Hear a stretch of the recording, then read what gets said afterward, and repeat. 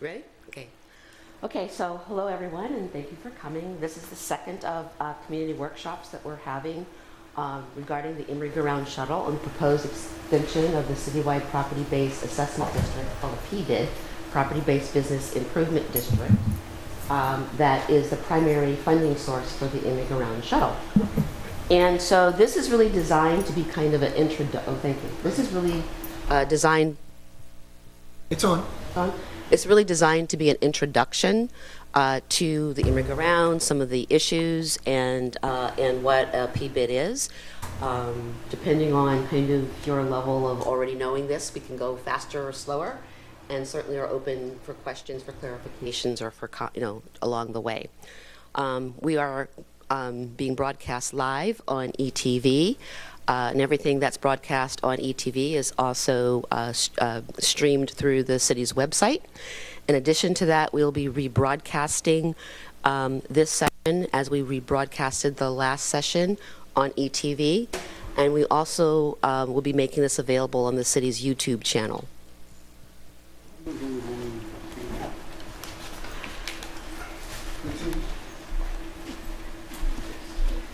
So let me get started. Okay, so here's what I'm calling Emery 101, and this is just a little background. So the Emery shuttle is a no-charge, and it's a little awkward for me to, I don't want to have my back to you, so I'm a little awkward, so excuse me if my back is a bit to you. The Emery shuttle is a no-charge to ride. Oh, sorry, and I forgot to mention that we have Tim Seufert with us today. Tim Seufert's with NBS Local Government Solutions, and he's the assessment engineer for the proposed PBID. So if there's any very specific questions about assessment districts or some of the process that the assessment engineer goes through to be able to determine benefit and to allocate kind of the cost of the shuttle more than I can do, he's your guy. Okay, so as I said, Emery shuttle is a no-charge to rider service that connects the city to the MacArthur BART station, as well as provides connectivity within Emeryville and connects to the West Berkeley shuttle. And by the way, since this has come up, the West Berkeley shuttle is an independent shuttle that is based in Berkeley. It primarily services the West Berkeley business community, particularly Bayer, and those properties in West Berkeley that are owned by Wareham, and they pay a fee. They pay a fee to the Transportation Management Association that operates the shuttle to essentially operate their shuttle for them. So the cost of that service is not included in the assessment district. It's a separate contracted service. Pretty much like also the Transportation Management Association also operates the 8-to-Go shuttle, which is the senior center's paratransit van. And that, again, is not included in part of the funding strategy for the district. The Emery is considered one of the most successful last-mile shuttles in California. What last mile really means is that it's the connection between a major transit venue, such as AC Transit and BART, to your final destination, kind of that gap. And the Emery had approximately 1.7 million boardings in 2014. Or to be specific, 1.689. And the cost of the Emery is less than $2 per boarding, including all overhead costs, which makes it the most efficient bus system in Northern California. And by the way, since this also came up, they are unionized, the drivers, they are part of the Teamsters. Is that just recent? Oh, no. I don't know about always, but for 10 years, I mean, for many, many years, many, many years. Maybe not when the service first started 20 years ago, but for many, many years. Including when Silvani was the director, so it's been quite a while.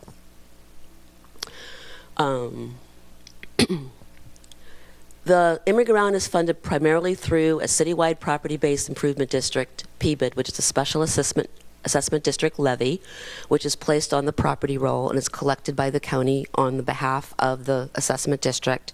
And then the monies are then given to the city, and then we have a 10-year contract with the Transportation Management Association to provide those funds for the Emery.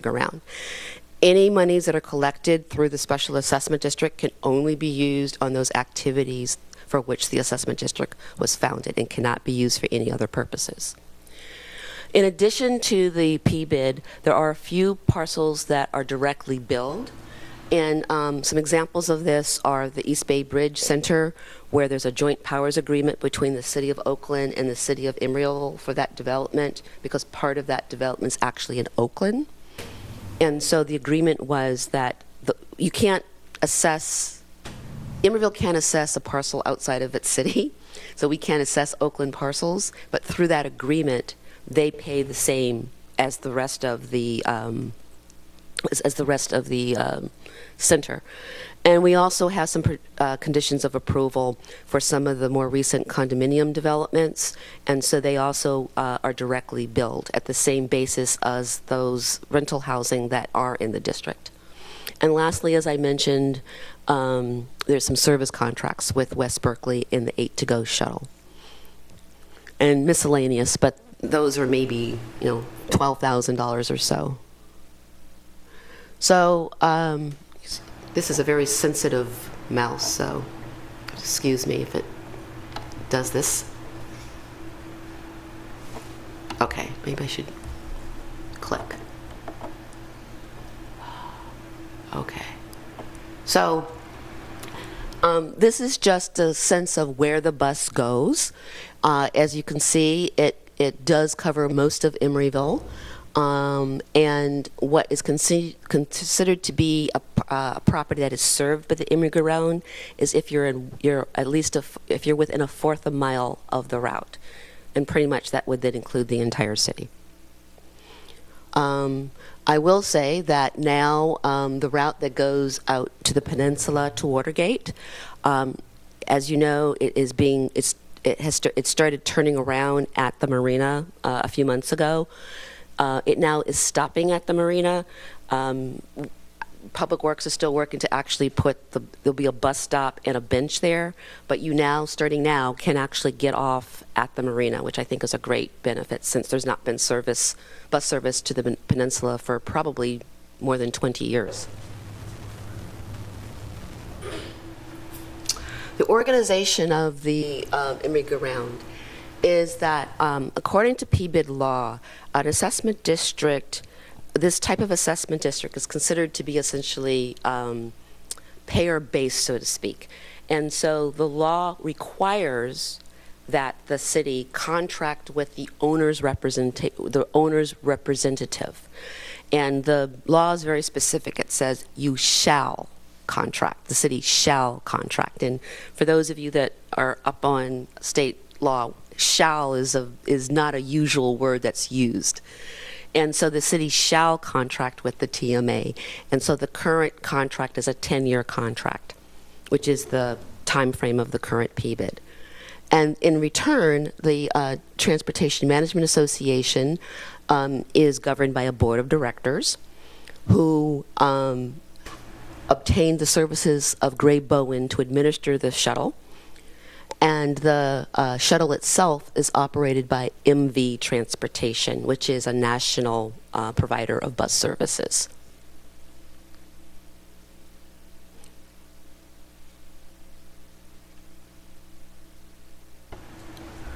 So governance. Under PBID law, the bulk of governance is really under the Transportation Management Association, with the city's role really providing basic oversight. The city, for example, can't even terminate the PBID unless it's for like malfeasance. So the TMA's role is the owner's representative, which is the property owner's representative. That role, as I said, is established by PBID law and is governed by what is in the PBID management plan, which is it's what the parcel owners vote upon that puts the assessment district in place. And then the TMA bylaws. The current management plan has the TMA essentially that the governance is based upon the TMA's own bylaws. That is something that's this current PBID. And the TMA determines the shuttle service levels, the routes, and the stops. and develops the annual budget and the annual P-bid assessment recommendations. The city's role, as I said, is general oversight. As I said, it shall contract with the TMA as the owner's representative. The TMA is spelled out in the management plan as being that owner's representative. The city does approve the overall annual TMA budget and approves the annual P-bid levy, but has limited decision-making responsibilities overall. Bless you. So, for example, really, even the setting the budget is more of an oversight. It's really not, it's really, the city doesn't kind of go through, I mean, staff attends the board members and knows what the budget consists of, but really, it's the city council's role just to make sure that, you know, revenues meet expenses, that, you know, that the budget is doing what it said it's going to do in order to provide the shuttle service. But could I ask a question about that? But if the city said, we do not approve, Yes? what would that mean in a legal sense? The shuttle would terminate immediately because they would have no money to carry out their functions other than what they might have in reserve. So as I said, that Have a yes or no function. that's pretty much, yeah, you really just have, it's really a yes or no function. As I said, the way that it's supposed to be, the people who pay are really supposed to be the ones that make the decision. That's kind of the way that the law is set up. But there's a lot, the city does have a lot of influence, which accounts for that Watergate stop. The Emeryville origins. The Emeryville was actually started in 1994. And when it was first started, I'll give you a little background. That was really at kind of the beginning of the city's development. There were, it was before even some of these, the transportation improvements that have happened. Wasn't a lot of good connectivity in the city.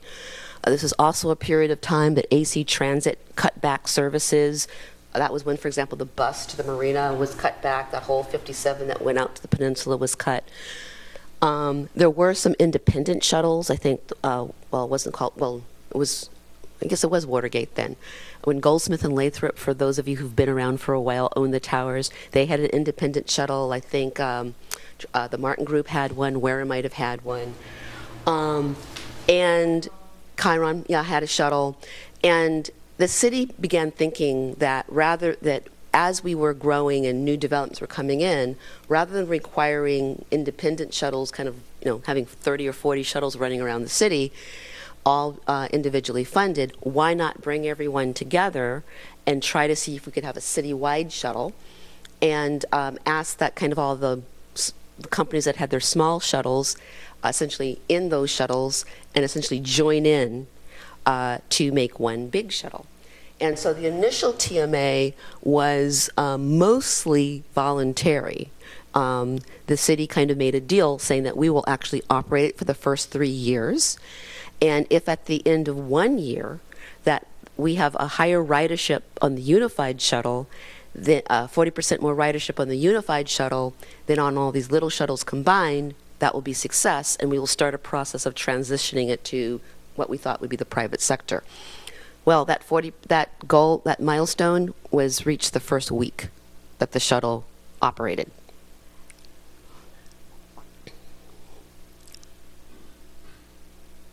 And if you see that the private sector funding did grow from 40% in year 1 to 90% by year 3.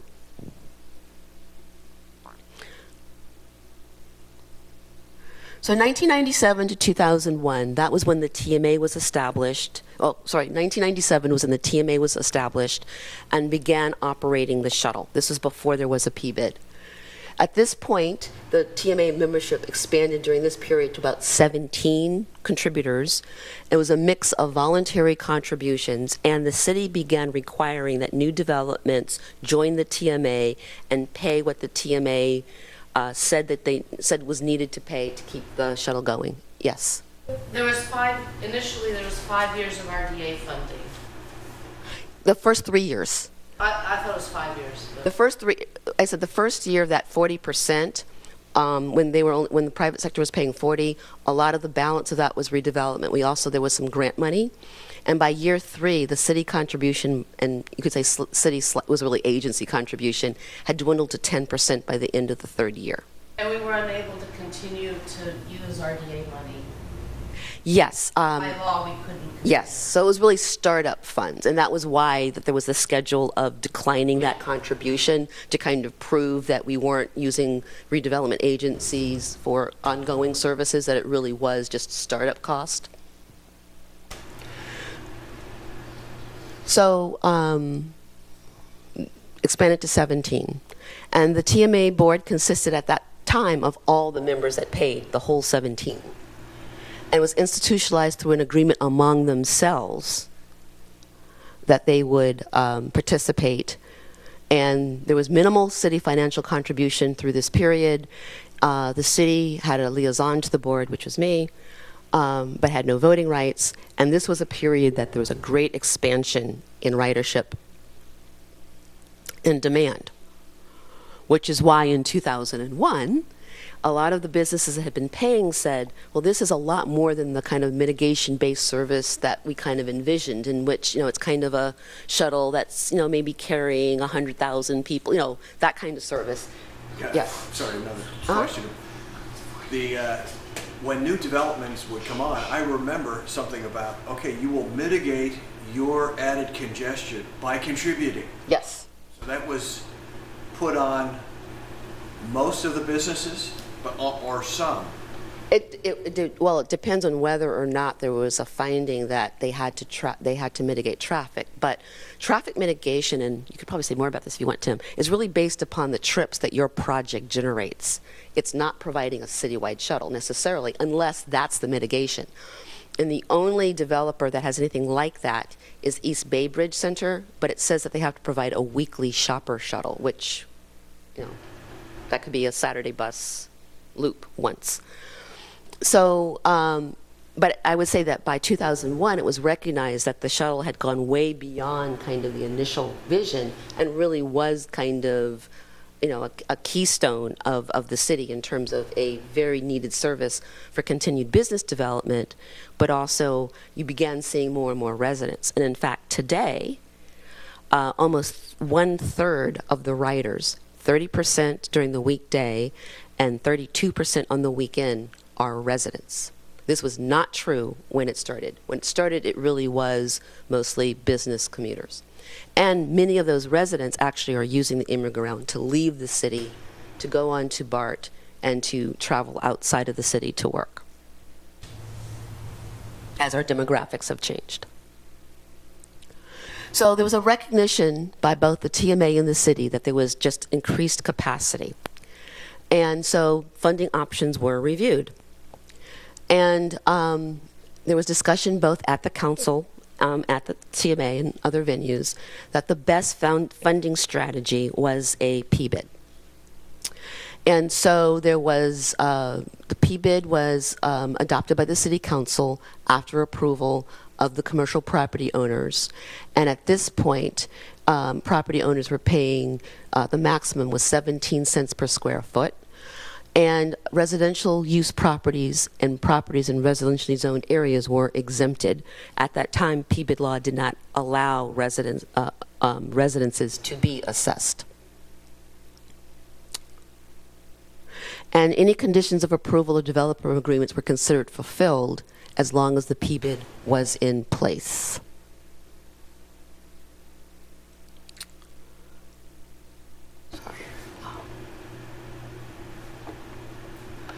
So the first P-bid under the law then could only be established for 5 years, so that's what it was. So then 2006, there was a renewal process, but this time the law had changed and rental housing, multifamily units, could be included into the P-bid. So it was included on the basis of that, and those parcels then became part of the assessment district and got a chance to vote. And so then the board that during the first P-bid was just the 7 biggest commercial property owners and a representative from the chamber, and that was meant to be more some of the smaller property owners rep. Was expanded to include a property owner at large, and that has been traditionally filled by someone that represented smaller businesses, and one of the housing representatives that were directly billed because they wouldn't otherwise have a representative. And it was for 10 years. How many directors are there? Right now there are, I have to count them, 7, 8, 9, 10. What was, what was the percentage of positive votes in 2006? Oh, I would have to get back to you about that. But I believe that it was in the 70s in terms of it. Now, I will say that the way that the vote takes place, it's Prop 218, is under Proposition 218. Ballots are sent to every parcel owner. So if you own multiple parcels, you as the property owner will receive multiple ballots. The ballots are counted on the basis of the assessment that you pay. Someone was saying it's kind of like corporate shares, that the corporate share costs the same, but you could have 100 shares or you could have 1 share. And that's really kind of how the PBID vote is, that you essentially, yeah, exactly, depending upon the share. And also depending upon the land use, because, for example, office and retail was assessed, I'll put it the opposite way. Industrial and warehouse parcels were assessed at half of what office and retail, so they had kind of half shares, so to speak, and then the commercial had full shares, and then it was the number of half shares or the number of full shares or the number of units for rental housing. It was how the vote took place. Yes? Said that there were residential people who were assessed. Is that condos? In the assessment district, it's rental housing. Housing in which the owner has a business license. So technically, if you have a condo and you rented it out, you're supposed to have a business license and you should pay into the PBID. Administratively, that's not really something that the city has tried to do, but technically, if it's rental housing, it's accessible. And in addition to that, some of the condos, not all, not PPP, not Watergate, but some of the newer ones, like Liquid Sugar, for example, their conditions of approval say that you shall pay into the TMA. And that's that was an example of one of those direct billed parcels.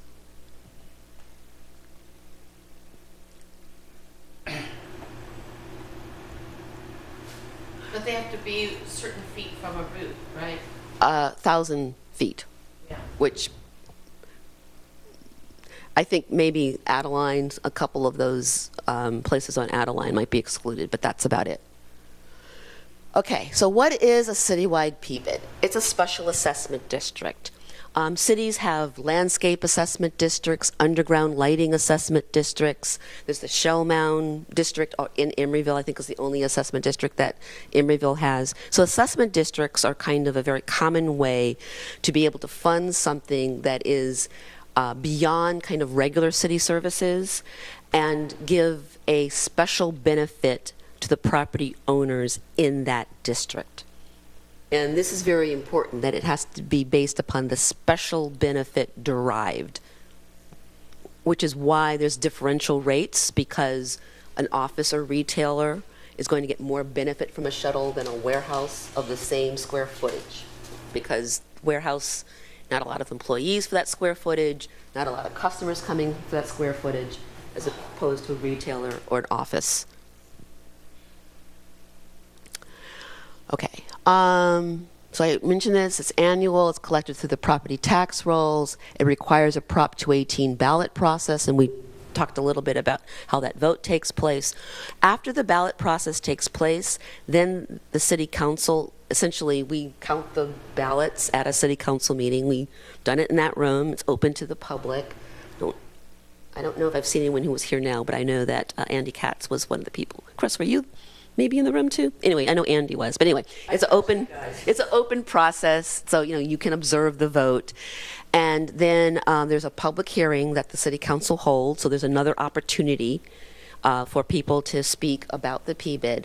And then if it's a protest vote, so if 50% plus one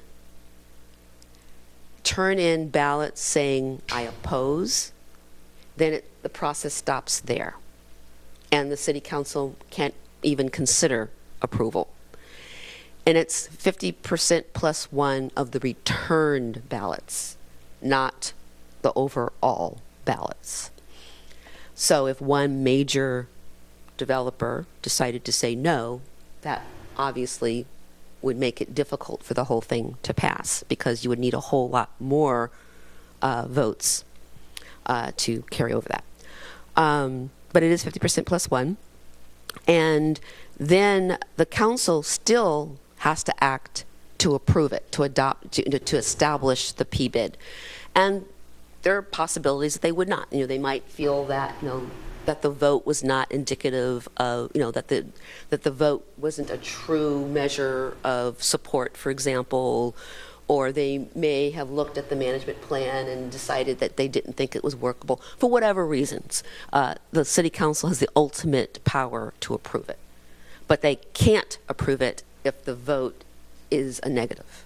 So the distribution of ballots and the weight of the ballots, is that's publicly accessible? Yes, yes. Where do you find out who are the big voters and who are the small voters? What do you mean? Where is it recorded who has how many square feet? As part of the management plan that goes, well, we don't send the management plan because it's like this, but there'll be like, but when you receive your ballot, it gives you a link. Well, then it probably didn't give you a link. It probably just said go to the city clerk's office. Now it would be a link that is available. The whole management plan is available to anyone who's voting. And the management plan includes the property rolls as they would go to the county. And so the property roll for each parcel says what the assessment would be. So There'll be a list chart of that shows parcel the numbers, city and right, with a which dollar property amount. owners have how much That's voting. open to the public. Then you have to go through and track the owner and track it just has Yeah. the APNs on it? For privacy reasons, we don't list the owner's names. You can go get that, obviously, if you go to the county assessor, that's public information, but we would not list all the property owner names. We would list like the parcel number, maybe the site address, and the dollar amount, so you could see, oh, that's XYZ company, or that's, such and such home, or whatever, but, yeah, but the owner name is typically not put in.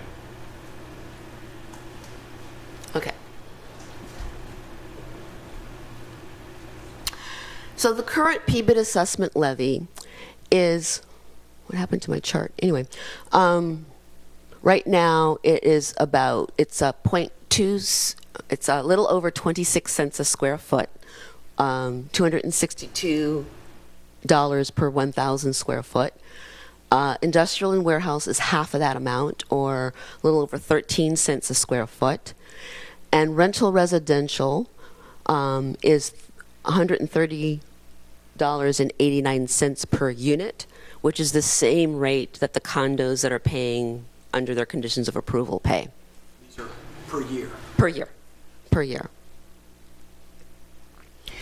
And something to note is that the current service is actually running at a deficit, at about a $400,000 deficit, with the expectation that, and so the city has put in some general fund money this year as a bridge, because the service needed to increase about 15% in order really just to meet current capacity. For those that you ride, particularly at peak times, there were instances of the bus being standing room only, people being left at bus stops. Kind of the system had really was busting at the seams. And so the TMA requested that the city help out while alternatives were being considered, like a slightly quicker renewal of the P-bid, or grant funds or other things. And so the city did agree to put in $400,000 of general fund over 2 years, and then the TMA had some cash reserves that they had been and so between the cash reserves, which is really their only funding for buying a bus or getting a bus yard, and the city's money, they're able to meet that capacity for the next couple of years. But there is probably a need for even more service. As you know, that we have quite a few new housing developments coming on board, as well as some commercial, but it's really a lot of housing. And residents ride the bus, and so the likelihood is that there's going to be more capacity in order to keep the service the quality that it is. So this is to give you a sense of the contributions by parcel type, which might give you a little bit of what your question was. This is based upon 2013.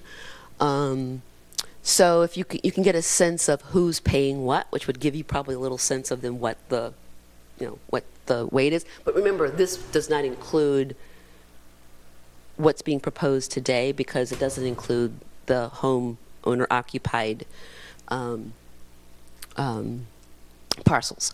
So if you can see that retail and office uses pay almost 80% of the shuttle, and then the next is industrial warehouse that pay a little over 10%. So between the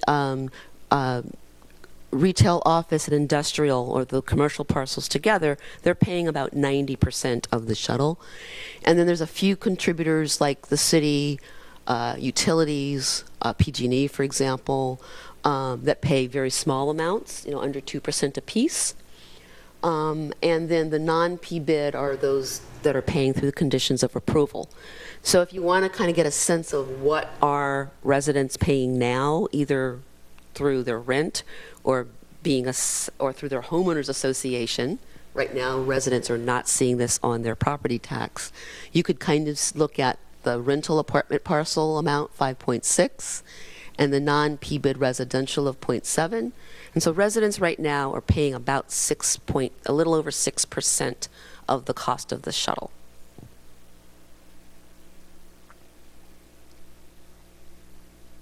So as I mentioned before, costs have been exceeding revenue, and it's primarily because of expanding to meet increased ridership. And what would have happened if the city had not kicked in, the service would have to have reduced service, which is not necessarily in anyone's interest in this city to expand, and that would only heighten traffic congestion. And then also, once you start deteriorating service, and AC Transit knows this, it's a vicious circle. Less frequent buses, more waiting time. I'm not going to take the shuttle. I'm going to get in my car. So that was why the decision was made to try to do some bridge funding.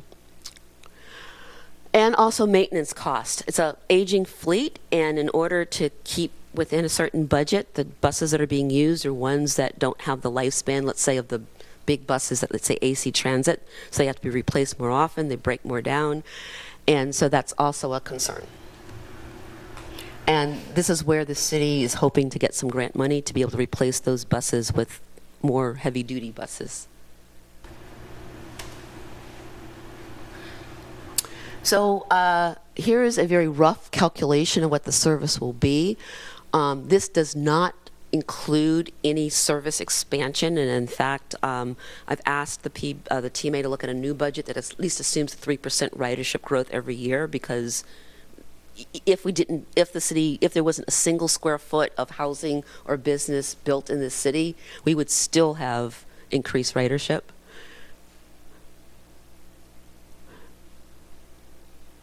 So you can see it's over a $3 million service, which is equivalent to more than 10% of the city's whole general fund, just to give you a sense of the magnitude of how much this service adds to existing city services that are funded through the general fund.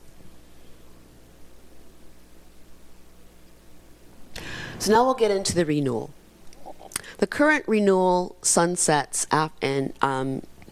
after this fiscal year, or after the next fiscal year of 2015-16. And the way that the system was set up, the service year is a calendar year. So the 15-16 tax rolls pay for the 2016 service year. And that would be so that if, let's say, it wasn't renewed, you have 6 months to wind down, as opposed to not have any money the day after the vote. So the city is, the Emery Task Force, which I think some of you either were on or attended, was part of the discussion on how to fund the Emery in the future. And after a lot of discussion around different types of measures, including business tax and parcel tax and all types of different types of funding, the task force, which consisted of business and residents, made a recommendation to the city council, which the TMA concurred, that really the PBID was the most stable and equitable way of funding the service. And so, and that the PBID should go out for renewal a year early. One, you kind of want, if it didn't pass, some time to kind of maybe think about alternatives. Two, because of the budget deficit, if you could either, you get more people paying or that would help with that.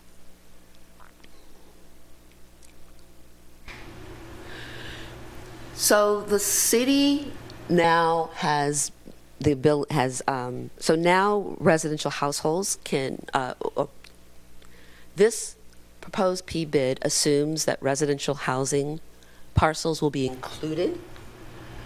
And so that will be based upon the assessment engineers finding that the residents receive a similar special benefit as commercial properties.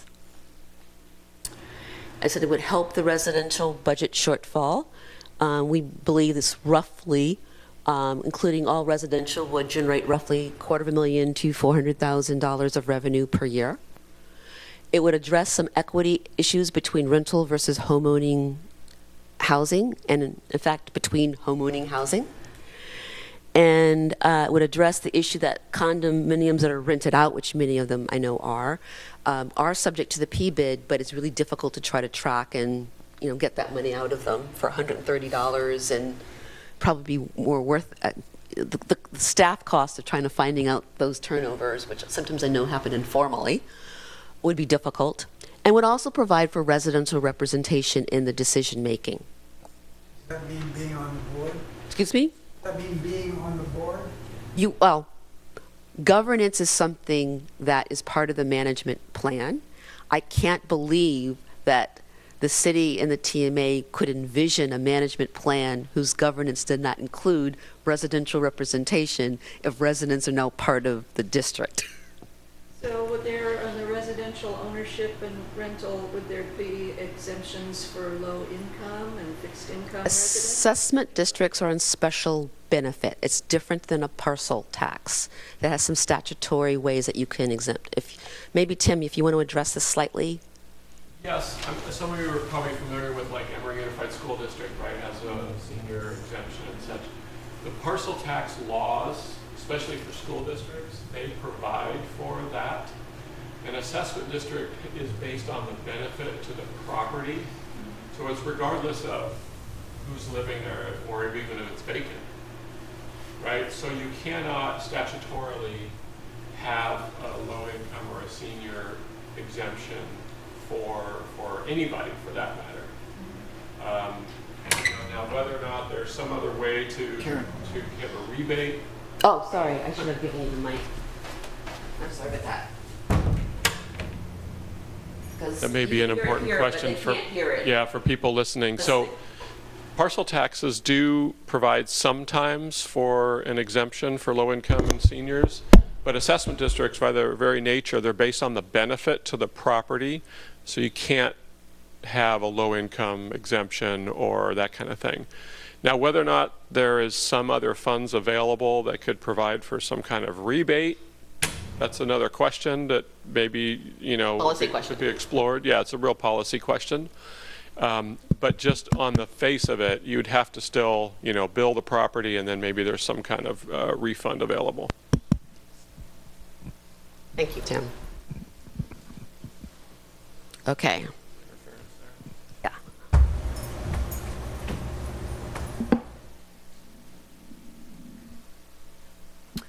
So, proposed adoption schedule. It said that the first step was, now that we're a charter city, the one charter power that the city has is around revenue and taxation, nothing else. And so created our own law around P-bids, which is the basis for the new one that includes residential house, which means it. So this ordinance doesn't establish the assessment district. It just provides kind of the ground rules by which one can be established. So for example, there's the option now of doing 15 years. It's very much modeled on San Francisco's. And then there will be a council study session on May 19th. I should have put this down. June 2nd will be when the council would actually approve the management plan to be placed on the ballot, that council meeting. And then the ballots would actually be circulated between June 5th and June 20th. July 21st would be when the votes are counted, the ballots are counted. There's a public hearing and there's city council action. And by August 10th, then everything would be placed on the assessment rolls for the 15-16 property taxes. So in addition to this, there will be, as I said, the community meetings out in the community at Watergate, at PPP, different areas of the city, so people will have more of an opportunity to get acquainted and to raise issues. And then the May 19th study session is where we expect that there'll be a draft management plan, so there'll be another opportunity for people to weigh in on governance or other issues in the plan that can be incorporated into the final draft when the council comes back on June 2nd. Excuse me a minute.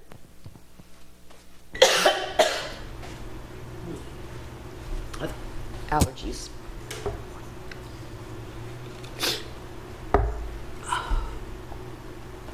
Question. I know the assessment is going to include the condominiums, you know, Watergate and Pacific Park Plaza. Is it going to include all the residential in the triangle and the north end? Is it like the citywide assessment? It's citywide.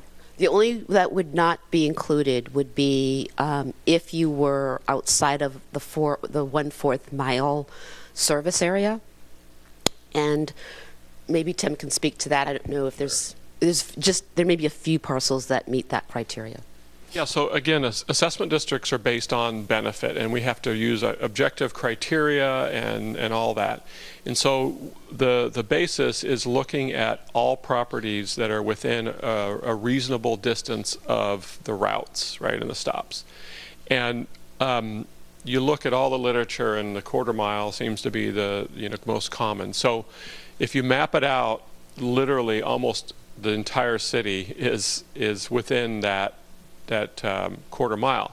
But having said that, there is a small area in what you call the triangle, right, that is not within that area. And there are some parcels that are outside the city limits that are within that, and you cannot, this city cannot assess those properties. So those guys have to be included in the calculation, but we can't assess for them. So that has to be fundraised in other manners. So there's a little bit, luckily the city is so compact and the routes are so well managed that virtually the entire city is part of it and will get assessed, but there is sort of a little bit of, edges that we need to deal with. And just real quickly, Karen did a great job explaining this. This assessment engineering process is a little art and a little science, right? We have to base it on objective criteria and, pardon? Illusion? No sleight of hand. I wish I was a magician. But really, the reports are going to be very transparent. We're shooting to get the engineer's report out sooner than later, sort of mid-April or the 3rd week of April. So you'll be seeing some information very soon.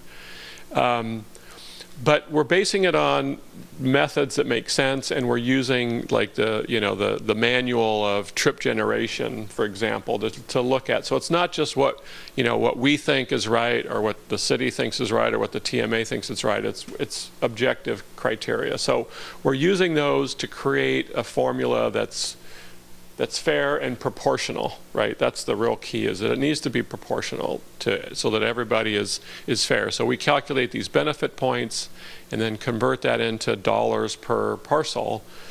And ultimately, very soon we'll have a report out that shows each and every parcel and what their assessment would be. One thing he brought a good point out is that the process that the engineer goes through this time is a lot more, how would I put it, rigorous. When the PBID was first done and also when it was renewed, there hadn't been a lot of court challenges to assessment districts and parcel taxes. And we've seen in recent years, like the city of the Alameda School District ended up having to refund money because you can't do a split roll. So this whole process of determining special benefit has gotten much more rigorous because of lawsuits that challenged how it was done. And one of the things is that you also have to determine, is there any general benefit? In other words, is the service providing any benefit to anyone that's outside of the district who can't be assessed? Or there's some type of benefit that you can't prescribe to any parcel. So for example, we know, this surprised me, that 5% of riders neither get on the system in Emeryville or get off. So we do have some folks, for example, that are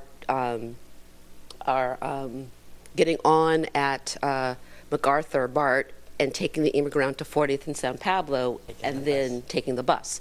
So there is some benefit that then is seen as being derived from people outside of the district that are using using the system. So that is something that will have to be backed out. It doesn't change the budget of the service, but it changed what you can then include in the assessment district. And that general benefit will have to be paid outside of the district. Not a lot of people here, so everybody gets their questions answered. Let me go to Scott, then I'll come. Oh, did you follow up? Yeah, I have a follow-up. As long as you're assessing the residentials now, in the commercial properties, it depends on their square footage of their space as to what they pay. In residential, are we all just going to get a flat fee regardless to whether it's a junior one-bedroom or a two-bedroom, or are you weighing that too? At this point, what we're looking at is looking at the various categories of residential, but not trying to break it down on the square footage. So yeah, so a one-bedroom and a two-bedroom would have a similar, and we're not talking about very large assessments here, but this model that we're using is based on this trip generation manual, which is the Bible of traffic engineers all over the United States, and it goes by units and not so much by the square footage. For residential. For commercial, obviously, the differences are so vast, right, that we really need to account for that. I'm just curious about when you're looking at benefits. Is general traffic congestion reduction considered in your analysis as a benefit? Like, could you say, okay, there is residential benefit of traffic reduction within the city that's general, and then you could even say that, okay, people traveling through Emeryville are getting benefit in their cars who are not stopping here from congestion reduction, or is that a component in your calculation? Yes, I mean it is, and it'll be more clear in the engineer's report. But certainly the reduction of traffic is a benefit to everybody in Emeryville. We don't really have a great way of calculating that pass-through that you mentioned, because there's a number of different things that we're talking about here.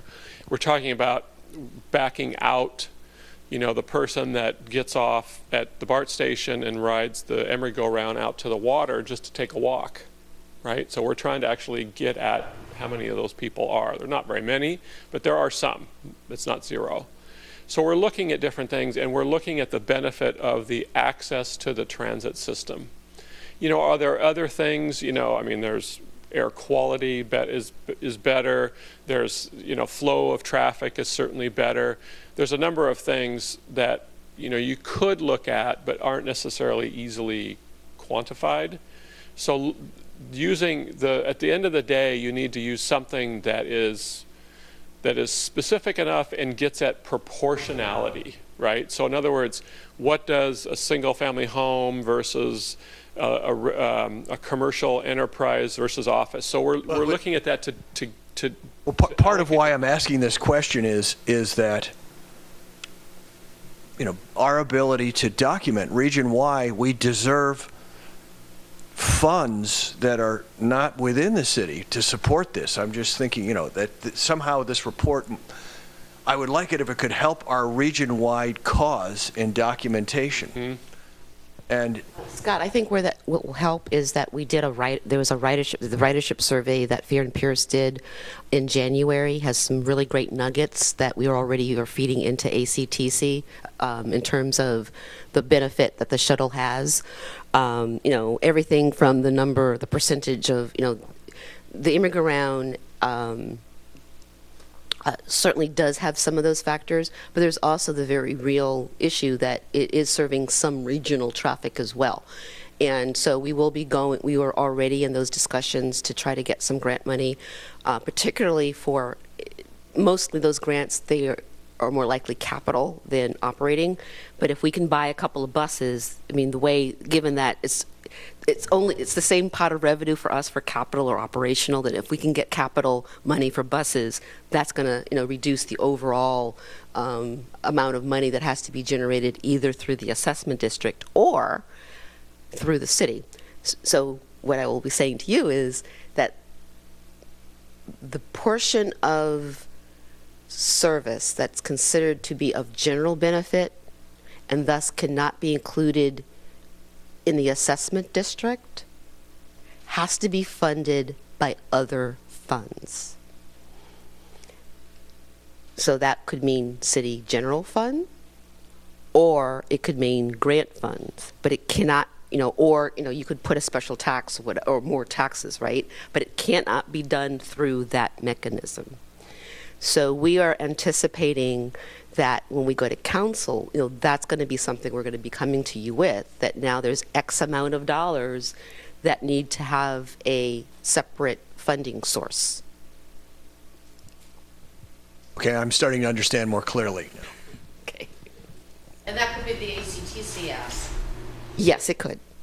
Right. Or TFCA funds, Yes. Transportation for Clean Air funds. There's different grants out there. Yes. Okay. But remember, that's an ongoing every single year general benefit. So, okay. Other questions? What did you decide in your city council? I was falling asleep while I was watching you. As to how many years you're going to have this new PBID run? You know, I'm sure that will be part of the conversation, but the ordinance that was read at the council allows it to be 15 years. But whether it's 10 or 15 would, is part of the discussion that you have in developing the management plan. I mean, if there's not support for 15, why would you ask for 15? So, but on the other hand, but one thing that is different is that before the city council could only disestablish the PBID for really malfeasance, for corruption if you found out that there was something really skanky about it. But the new law allows the city council to disestablish the district for any reason. So that's kind of the protection, that if you did the longer PBID, but then something changed, like the EBOT got funded through some general tax, then you could get rid of the PBID, because it wouldn't be needed anymore. So we're looking at 10 or 15 years. I'm sorry. I mean, I will be glad to stay for a couple minutes too after this is over if people have things that they don't want to ask with everyone else around, or just more detail than you think that anyone else wants to listen to. Yes. It's going to last for 15 years. Do you have any way to take account of things like increased cost during the years? In other words, you're going to charge the same amount in 2016 as you are in 2026, or? The working assumption that I have been, in terms of what the numbers we're going to use, assumes a 3% cost of living increase every year, as well as a 3% increase in ridership every year. I have a historic question. How much litigation has there been to date? For this PBID, No, for the whole Emery go-round from its inception. Has there been? there may have been some accidents, perhaps, that the TMA had to settle. But other than that, none. In fact, there's a shuttle that just got T-boned 2 days ago, but I suspect that if you T-boned a bus, the bus really couldn't have hit you. There has been lawsuits, though, about PBIDs. Yes, there have been lawsuits, not around this PBID, but other PBIDs. And if you want to know, Tim knows all about that. Yeah, so the PBID law was put in 1994, and Prop 218 was passed in 1996. And that Prop 218 is kind of the son or grandson of Prop 13, right? It's a restriction on any kind of revenues, really. And the learning on that just continues to evolve literally every year. I mean, I go to conferences and speak at various things and talk to a lot of attorneys that are experts in this. And sort of the assessment engineering reports, back in the good old days in the 70s and 80s, were this thick, and then they're this thick, and now they're just, there's more documentation, more rigor required, because Prop 218 was a revision to the Constitution. So the courts, in very recent times, the last 5 years, have decided that this is a constitutional issue. So now they look over the shoulder of a city council. Pardon? California courts. California courts, yeah. This is all California law, exactly. So where in the past they would provide deference to a city council or a county board of supervisors, now it's viewed as a constitutional issue. So they being the courts, the California courts, will look over our shoulders and say, what's the administrative record? What does the reports look like? So there needs to be a lot of justification and a lot of thought put into every particular angle, because you never know what a judge might be thinking who doesn't work in this stuff every day. So long story short is there's a lot more homework to be done, where the formulas are getting a little more rigorous and a little different than they used to be. And, we're all just evolving. And there was at least one PBID that you mentioned that actually got overturned because it didn't, someone sued or took it to litigation, and they hadn't dotted the I's and crossed the T's. They were trying to still do the assessment engineer report like this as opposed to the assessment report like this. And, the judge overturned it. Unfortunately, some assessment PBID consultants are not, they do just sort of like economic development. And so they don't necessarily know sort of all the nuances of the assessment engineering, which has evolved, over 100 years, really, in California. Assessment district has been around since late 1800s, really. And they've changed a lot. So there's just a lot of rigor, just a lot of work. Yes, Ruth.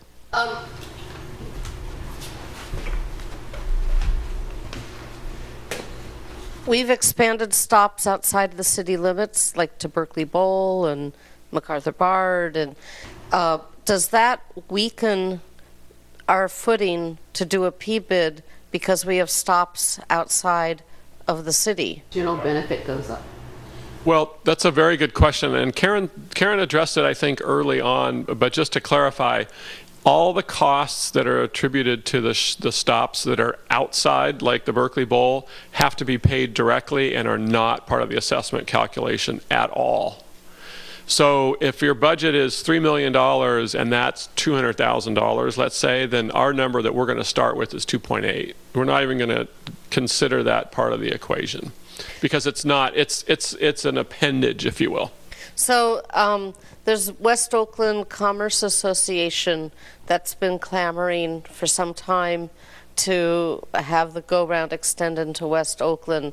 That's notwithstanding the EBOT study. But would they have to form their own P-bid in order to fund a stop there? Well, I mean, I think there's a lot of moving parts there, but either it would be a contract for services. It certainly would not be borne by, you know, the assessment. I mean, once the assessment is in place, and this is something to be really clear about, it can't go up, right? In other words, we can't 2 years from now say, oh, well, we're adding, you know, West Oakland stop, and therefore your assessment's going up. You know, no. This is you vote, you file your protest ballot based on what we're saying is the maximum, and you can never levy more than the maximum. You could levy less. Yeah, unless you go through the process again, basically. And I guess a similar question about West Oakland BART station, because there's been some clamor that the go-round go to West Oakland BART. Yeah, again, I was trying to cover sort of West Oakland and the BART. I don't know if I can say anything else more about that particular issue. One of the issues would be is like right now, one of the things that the assessment engineer is doing, kind of I said that example of the riders that are getting on at MacArthur BART and getting off at 40th Street. So obviously there's a benefit to those people who live around that MacArthur BART station because they now can access the BART.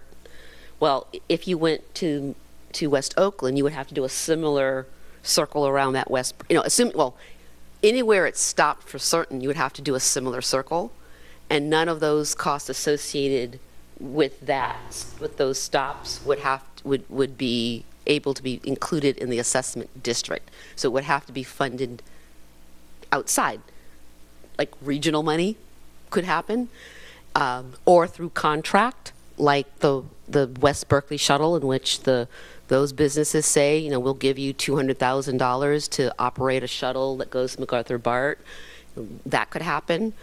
You also have the opportunity, P-bids can cross city boundaries, but Oakland City Council would have to adopt, you know, would have to approve that, just like their enterprise zone became part of, you know, we became part of their enterprise zone. They could say, you have the ability to ask the parcel owner, you know, that the parcel owners in Oakland want to be part of the Emeryville P-bid. We will allow them to do that. There are several vacant parcels still here in Emeryville. Mm-hmm. The biggest one is Sherman Williams, and it'll somewhat contentious, so it'll be a while before anything gets approved on that. How are they going to be assessed? If they have just vacant buildings, they're part of the assessment. And I think it's when they pull the demolition permit, maybe, Tim? I don't want to speak Yeah, out of turn. there's a whole sort of hierarchy of how you assess. And if you have truly a vacant piece of property, there would be, you know, minimal or no assessment on those. And then once you develop them, you know, you would get more. So you could have the situation where you have a 20,000 square foot building that you, in 5 years from now, they double the size. Their assessment would go up at that point in time when they pull their building permit or COO, however we define it. But Sherwin-Williams would be based on whatever building is currently residing there, whether it's vacant or not, you know, because you can't chase around the vacancies. It's really, again, the benefit is to the property, and the property owner chooses whether or not, you know, it's vacant or not, or they use it or not. And the one question that I have is that when you are actually you're about to demolish the building, there is a point in time, you know, that then it's not just a vacant building waiting for a tenant. It's a building. There's no square footage there anymore. Right, well, once the building goes down, there's no square footage to be assessed. So would you use the present assessment and the present parameter, like on Sherwin-Williams, to use that as an example? I mean, Well, yeah, so we would use whatever is currently there. Yeah. Well, not what is currently assessed. It'd be the new formula. Be the new formula based on whatever the, you know, the building footprint and that kind of thing. Go on the tax roll when they get an occupancy permit or when they get approval. So there's various ways to do the timing, but if nothing happens right now, they would be assessed based on whatever is there. So for this next year. And that would be industrial warehouse, so that's Large apartment projects under construction. right. And so right now, Sherwin-Williams is paying that industrial warehouse fee, the 13 cents, not the 26 cents per square foot, because they're industrial. So because the use that those structures are industrial. Now, every proposal I've heard, or I think is likely to hear, it's not going to be industrial warehouse when it gets redeveloped. It's going to be some mix. It's going to be residential with maybe some commercial. So right there, they're going to be put in a different land use category just because the land use changed. In addition, I don't know enough to know, well, this hasn't been determined yet, what the square footage or unit mix would be. So, it might be that there's just more square footage to be assessed, as well as the higher land use, more trip generation. But does the assessment start when the building is completed or when it's... Yeah, to your question, there's a little bit of a gray area, but typically it's either building permit or certificate of occupancy issued. This will be defined in the next, before the engineer's report, but between like April 1st and June 1st is typically the way you do it. There's different reasons to do things. The Yerba Buena in San Francisco that we're working on, we actually decided to use COO, certificate of occupancy, because they're pulling building permits for projects that are going to take like 2 years to complete. Some of the redevelopment of some of the areas right down, like Third and Mission and that kind of thing, they're very intense projects that take a long time to complete. So it just depends. But I would think it's probably COO. Yeah, I would say that's the reasonable mark. That if it can be used, then you can have a benefit. If it can't be used. Also, if this fails, a lot of these projects have the requirement of providing transportation. What happens to the property owner now? Does he have to come up with some alternative transportation? Well, the conditions of approval in most of the projects are that the developer must join the TMA and pay the fee that the TMA sets. If there's no TMA, then he doesn't. Or if the TMA says, it's just us chickens, so to speak, it's just us that are who are obligated to pay, and we're not paying for this service, we're paying for, this service.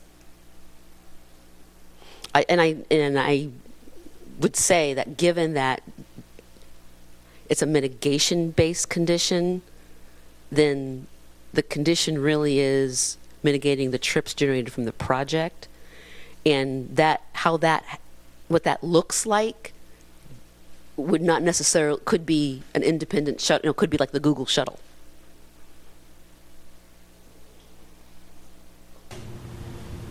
Okay, well, thank you very much, and I will stay a couple of minutes if anyone has a couple of other questions they'd like to ask me that they don't want to ask right now. And Tim, will you stick around for a couple of questions? I got a couple minutes, yeah. Yeah, we were expecting 11:30. Yeah, we were expecting till 11:30, so. Okay. So thank you very much, and thank you very much, Dave.